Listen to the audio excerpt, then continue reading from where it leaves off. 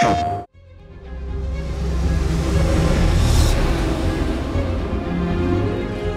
I'm Josue Benavides, and I'm a design director on Spider-Man 2. I'm Aaron Espinoza, and I am the Advanced Senior Community Manager at Insomniac Games. When I first picked up the DualSense Edge controller, it had a real weight to it, which I really enjoyed. I like the feeling of the weight in my hands. It's a beautiful looking controller, icons all over the touchpad, the light looks really cool. So not only is it an awesome feeling controller, it's a good looking one too to have in your collection if you're a collector like me. I thought it was pretty easy to swap out the stick caps and the back buttons. I didn't even have to read the instruction manual. They pop right off and then pop the other ones on. My favorite sticks are the standard sticks. They give you a nice grip, keeps me completely on edge when I'm playing Marvel Spider-Man 2.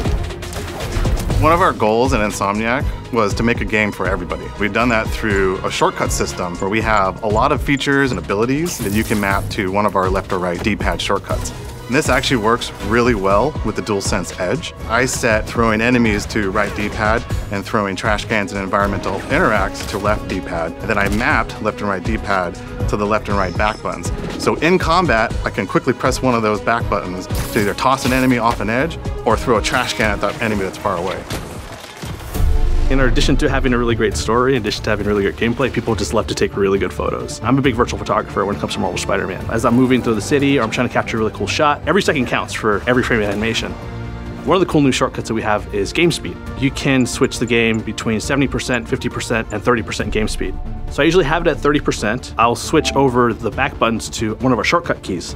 Setting up the DualSense Edge controller through the UI was very seamless. The UI menu shows you the controller layout, and it's really quick. You can just select one of the buttons and go through the options of what button you want to reconfigure. So it's 30% and then photo mode. Those things work cohesively together to capture even better photos.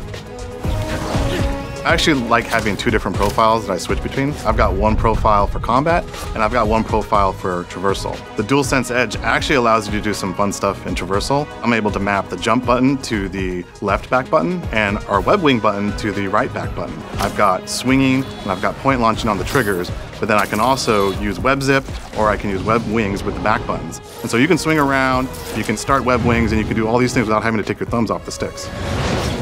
I've been really inspired by the community. I've been watching a lot of their videos lately and just seeing how fast they can move through the city. The way that they're turning a corner and thwip, doing, corner tether, going straight into web wings. The more efficient you are at traversal, the faster you go. And Marvel Spider-Man 2 is really freaking fast. So you want to achieve those max speeds as much as possible. And the controller has helped me do that a lot.